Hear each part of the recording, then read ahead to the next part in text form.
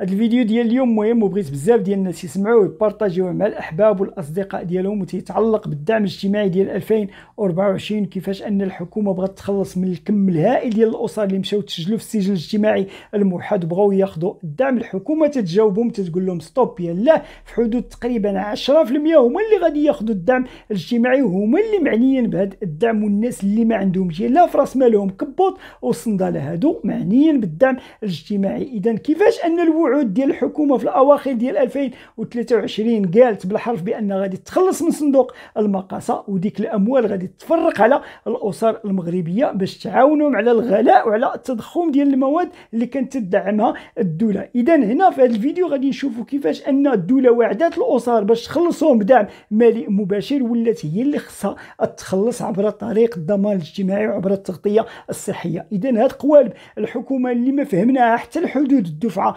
الرابعه، عاد بدينا تنشوفوا الميساجات اللي تيجيو المنصه ديال الاس دي برفض الطلب ديال الدعم، ولا بغيتي الدعم خصك تمشي تصفي المشاكل ديالك في الضمان الاجتماعي. اذا تبعوا معنا الفيديو حتى الاخر، وما تنساوش تضغطوا على زر اللايك والاشتراك في القناه باش ديما نوافيكم بالجديد. على الاخوان والاخوات الكريمات، كلشي تيتذكر الاواخر ديال 2023 منين خرج رئيس الحكومه عزيز اخنوش وطلع علينا في واحد الفيديو راسو مرفوع في السماء وتيقول بشرى الاسر المغربيه راه غادي تستافد في الوقت اللي حداته في الانتخابات ديال 2022 من اول دفعه ديال الدعم المالي المباشر. وقعت واحد الهستيريا واحد الجنون بالنسبه للاسر المغربيه، وقالوا اول مره في التاريخ ديال الحكومات المغربيه الاسر غادي يستافدوا من دعم مالي مباشر. لكن الحقيقه انها هي استراتيجيه ديال الدوله، لان صندوق المقاصه تيكلف الميزانيه ديال الدوله واحد المبالغ اللي هي كبيره، وقالت كيفاش ان المواد اللي تدعمها الدوله تيستافدوا منها الفلاحه وتيستافدوا منها الشركات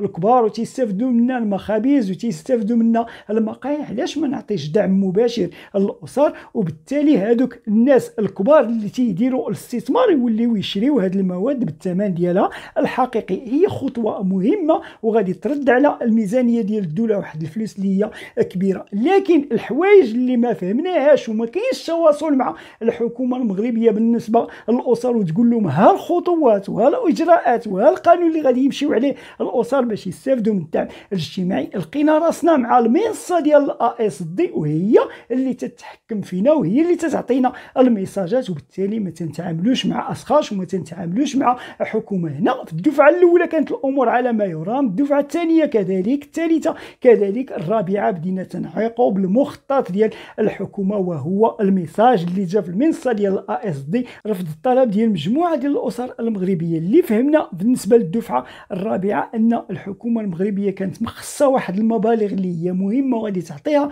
للاسر المغربيه كدعم، لقات راسها متجاوزه ذاك المبلغ، وبالتالي بدات تدير تصفيه والغربال. وكانت واحد الخرجه مهمه ديال والي بنك المغرب وقال لهم انا مع الدعم المباشر لكن مع الناس اللي يستافدوا. هنا مؤخرا بداو تيهضروا على النسبه اللي غادي تستافد من الدعم المباشر اللي تقريبا هي 10%. هنا منين جا الميساج في الاس دي وبدا الاقصاء ديال مجموعه ديال الاسر لاسباب اللي هي واهيه واسباب اللي لا محل لها من الاعراب. وكاينين الناس اللي سالوا الدعم وما خداوهمش، وكاينين الناس اللي عندهم امو التضامن ولاو عنده امو الشامل وطلع لهم المؤشر. اذا شكون هما الناس اللي معنيين بالدعم الاجتماعي؟ هما اللي في راس مالهم يلاه كبوط وصنداله بالنسبه للحكومه. اما المغاربه كلهم لاباس عليهم في النظر ديال الحكومه وفي النظر ديال المؤشر وفي النظر ديال المنصه الالكترونيه، لان هذا الدعم الاجتماعي راك ما تتعاملش مع اشخاص وانما تتعامل مع منصه الكترونيه، وكاين عاطينك ارقام ودوك الارقام واش يجاوبوك ولا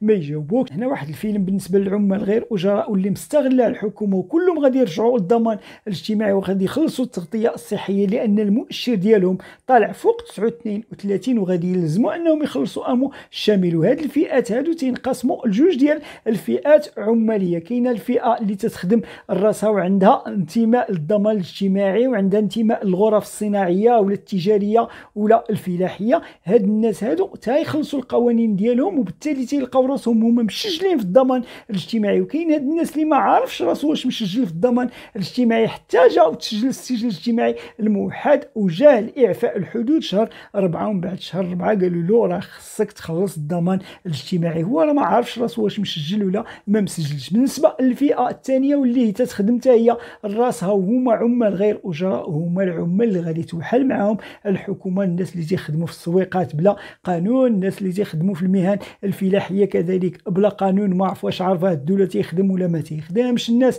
اللي تيخدموا غير راسهم مثلا تيبيعوا الاواني المنزليه في الزناقي، هاد الناس هادو تيتسموا عملاء غير اجراء وتيخدموا راسهم، لكن ما عندهمش شي ضرائب، ما عندهمش شي ضمان اجتماعي، ما عندهمش شي تغطيه صحيه، يعني حتى القوانين ولا الخراط ديالهم في المهن الصناعيه ولا التجاريه ما كاينش. وبالتالي كيفاش غادي تتعامل هاد الناس هادو؟ ما غاديش يمشيو يخلصوا امو الشامل، والاغلبيه ديالهم جاهم المؤشر طالع اكثر من 9.32، وكاين اللي ما غاديش يستافد حتى من الدعم. هو تيقول لك بانني انا صحيح راه ما ملزومش انني نمشي نخلص التغطيه الصحيه حاليا، راه ماشي اجباريه، ولكن تيقولوا في حدود 2025 غادي تولي اجباريه. وبالتالي هاد الناس هادو الا كانوا تيتقبطوا الدعم راه غادي يتحيد عليهم الدعم، ولا بغى يقبط الدعم راه خصو يمشي يخلص التغطيه الصحيه. اذا الخلاص فيك الا عطاتك الدوله مثلا داك المبلغ ديال 500 درهم راك غادي تمشي تخلص التغطيه الصحيه، ما خلصتيش التغطيه الصحيه غادي تقطع عليك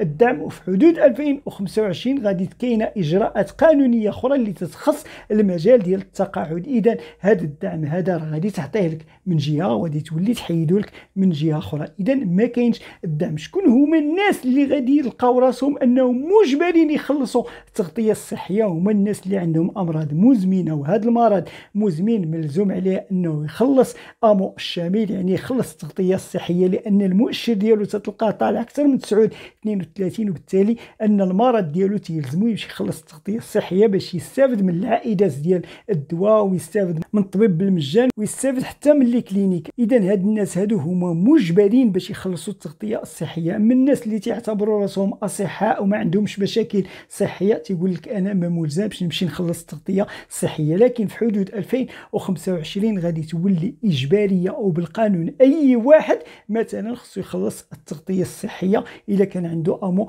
الشامل، ولا غادي يلقى مشاكل في المقاطعات بالنسبه للوثائق الاداريه، ولا ربما غادي تجمع عليه الحصص الشهريه ديال الضمان الاجتماعي، ونهار اللي غادي يبغي يمشي للطبيب غادي يلقى مشاكل كبيره، وربما ما يلقاش حتى اللي يستقبلوا. والميساج اللي غادي يوصلوا له سير سوي الوضعيه ديالك في الضمان الاجتماعي. اذا مشاكل كبيره ربما غادي يلقاوها المواطنين اللي خلصوا التغطيه الصحيه ولا اللي ما خلصوهاش. اذا المغزى العام من هذا الفيديو كنا تنتسناو الدعم من الحكومه المغربيه باش نتغلبوا على الاعباء ديال المواد اللي كانت مدعمه من صندوق المقاصه، واللي غادي من هذا الدعم هذا الا شدينا، او في حاله الا شدينا غادي نخلصوا التغطيه الصحيه، وفي 2025 غادي نخلصوا منه التقاعد. والا ما شديناش راه حنا ملزمين نخلصوا من جيبنا التغطيه الصحيه والتقاعد ديالنا. وفي حالتي هي ولات اجباريه راه ملزوم على اي اسره او اي مواطن مغربي يخلص هاد الواجبات ديال التغطيه الصحيه وديال التقاعد. حتى لهنا تيسالي الفيديو ديالنا، اللي عجبو يعاوننا بزر لايك والاشتراك في القناه باش ديما نوافيكم بالجديد.